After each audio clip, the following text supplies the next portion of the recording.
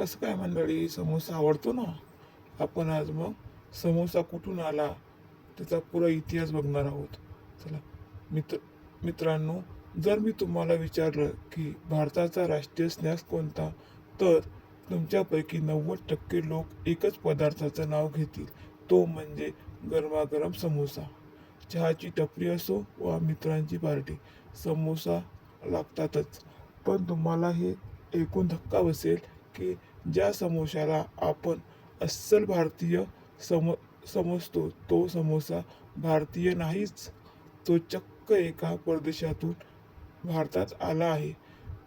समोसाचा हा प्रवास कसा झाला, चला जाणून घेऊया आजच्या व्हिडिओमध्ये.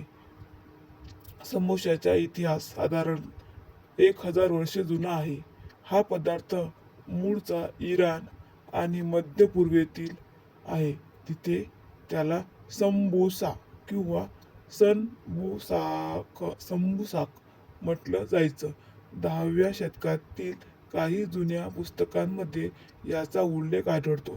त्या काळी इराणमधील राजे महाराजे जेव्हा लांबच्या प्रवासाला किंवा शिकारीला निघायचे, तेव्हा त्याच्यासोबत त्यांचे आचारी हा पदार्थ बनवून द्यायचे. कारण हा पदार्थ प्रवासात खराब होत नव्हता आणि खाण्यास अतिशय सोपा होता. पण आश्चर्याची गोष्ट म्हणजे त्या मूळ समोश्यामध्ये आजच्यासारखा बटाट्याचा मसाला नसायचा. तर त्यात मटण, खिमा, बदाम, काजू आणि पिस्ते भरले जायचे. समोसा भारतात कसा आला? साधारण 13व्या शतकात मध्य आशियातील व्यापारी आणि सुलतान जेव्हा भारतात आले, तेव्हा ते आपल्यासोबत हा समोसा घेऊन आले. भारतामध्ये आल्यावर या पदार्थाला खरी प्रसिद्धी मिळाली ती मुघल काळात. मुघल दरबारातील प्रसिद्ध कवी अमीर खुसरो यांनी लिहून ठेवलं आहे की राजे महाराजे मोठ्या आवडीने मटण भरलेला समोसा खायचे.